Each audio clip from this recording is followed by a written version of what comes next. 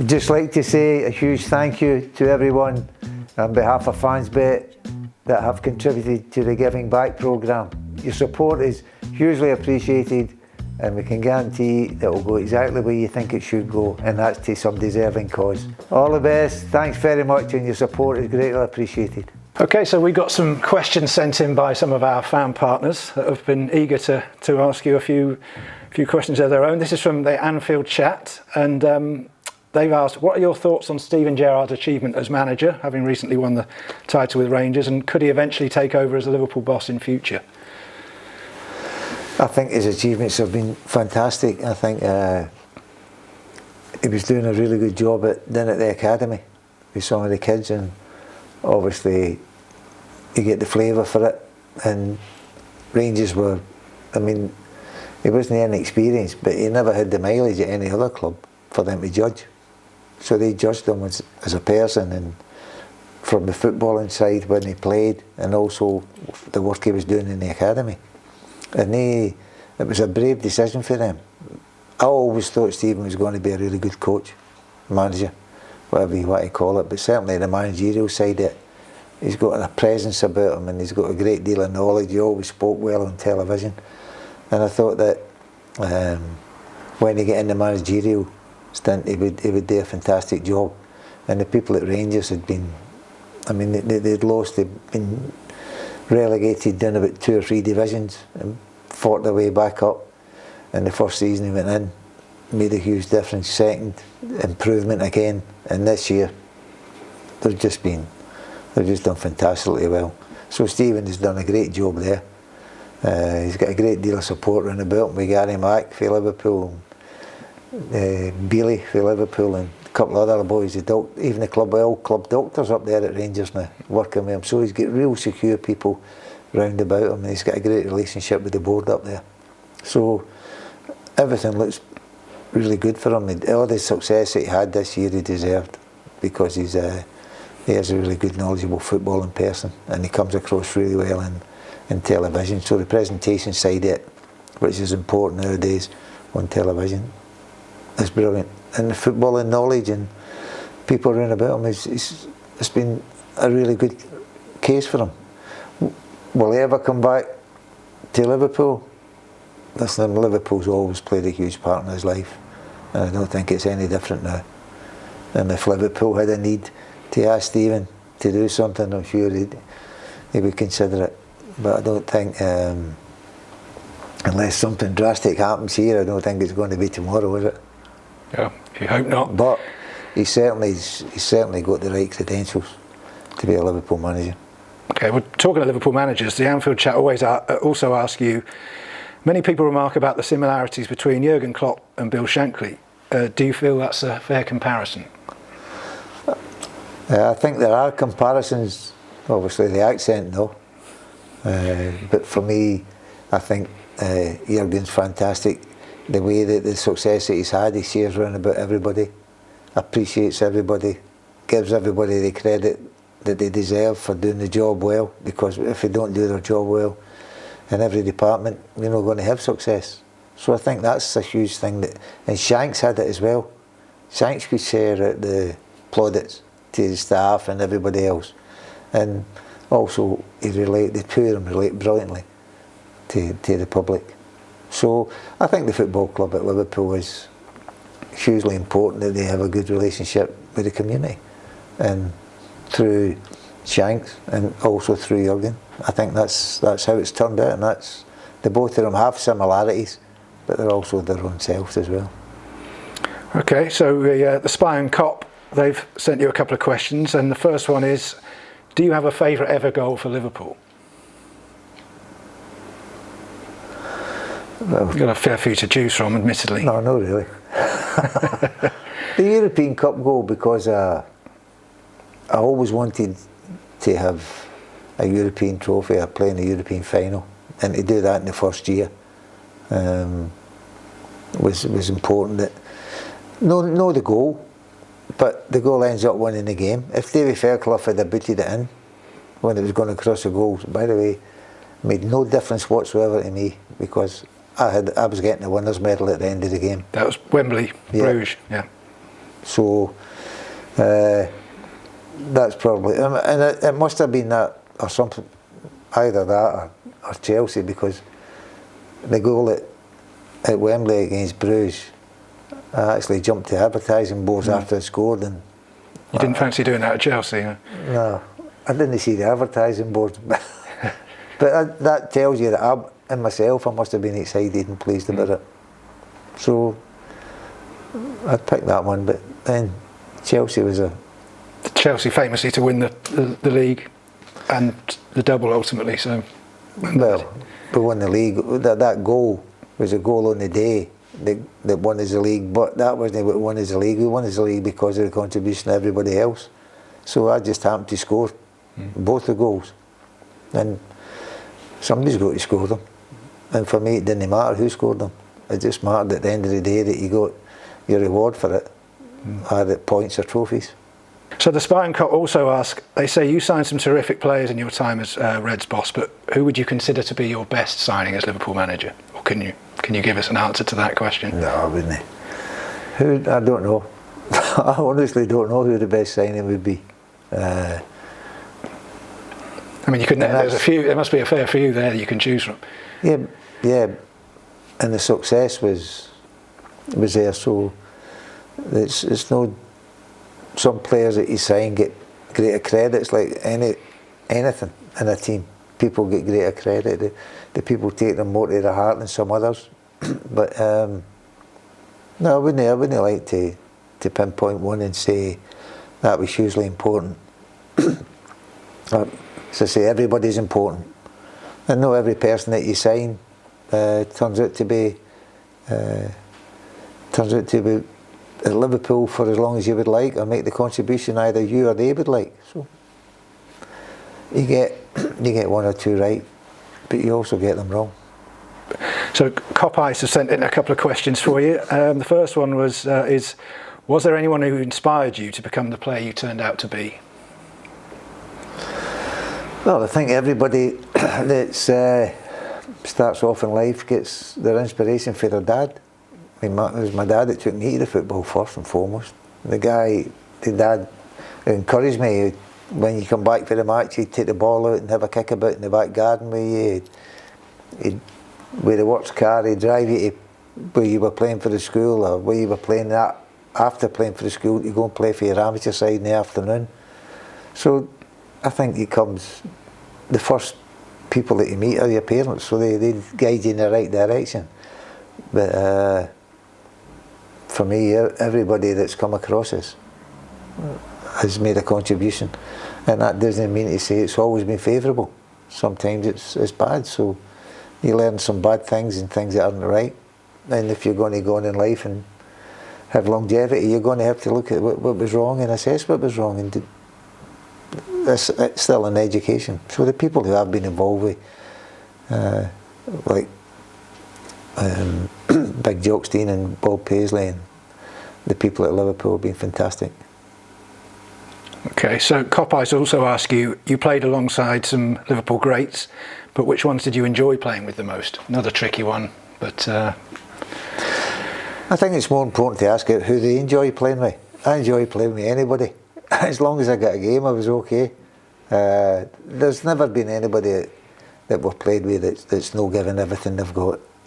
And that's all you can ask for. Commitment and effort. And if it doesn't turn out for them, then obviously it doesn't turn out. But there's nobody ever came into the dressing rooms when I've been here, just walked in and thought they were big time. They walked in and they thought, well, I can't go down that road because I'm going to be lonely, I'm going to be the only one here. So the people that walked into the dressing room the dressing room set the rules and regulations, and they had to conform. And I think that was a huge part of Liverpool's success, the fact that everybody in there knew that they were all equal, and everybody in there respected each other. Okay, so this is from Hat, Scarf or Badge, and it's a bit of a personal question for them, but one that you'll know well. He says one of his first games, or his first memories, was Liverpool famously beating Spurs 7-0 at Anfield in September '78. What do you remember about that game, and was it the best overall team performance you played in? Well, once again, I don't know if it was the best overall team performance, but I know they had 2 World Cup winners for 78, the Argentinians, Ardiles and Villa. Yeah. So they come on with all, what is it, tyres and whistles and everything, and they were going to be, this was going to be the new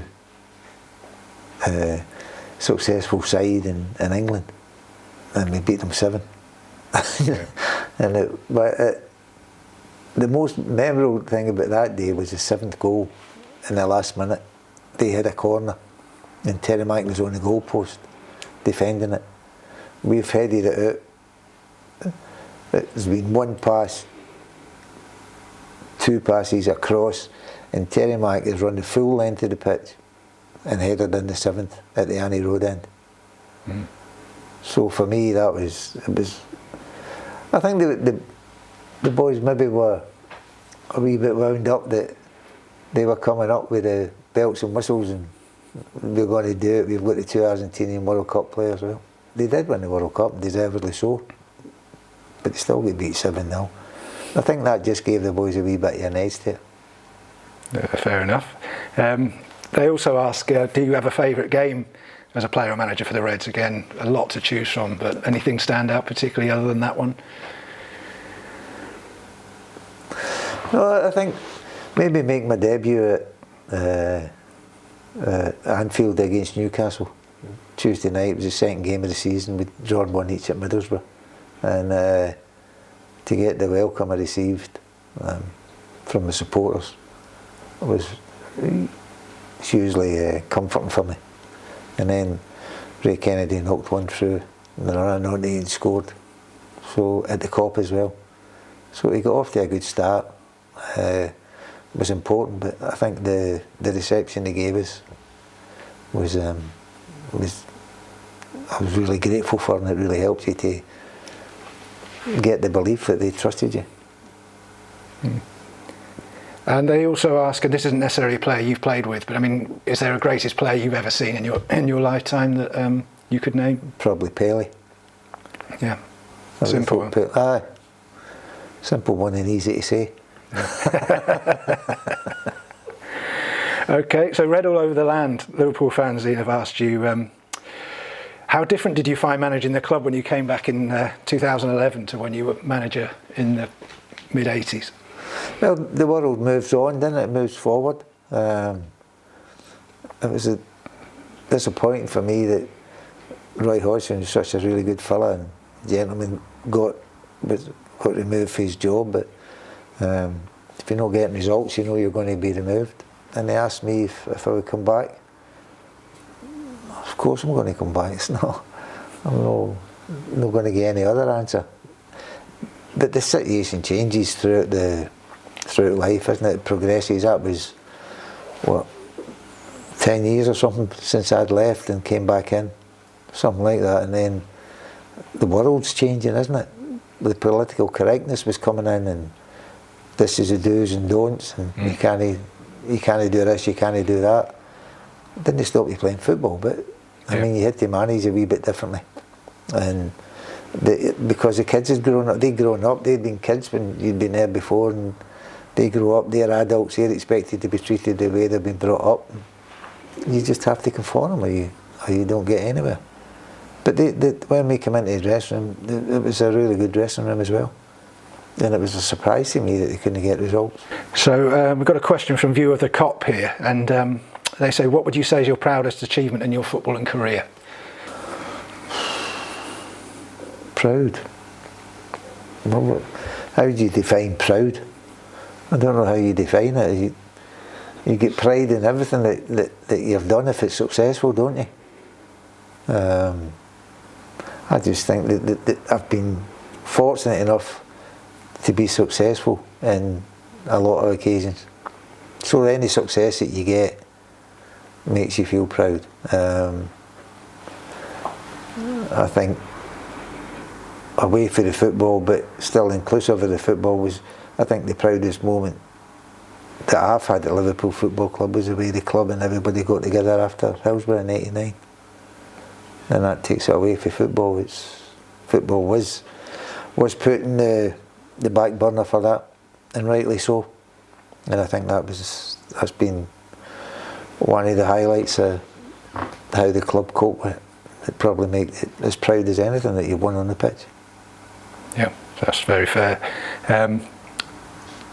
They've also asked, View of the Cop have also asked you, and this is topical, what's your view on VAR, and do you think it's benefiting the game?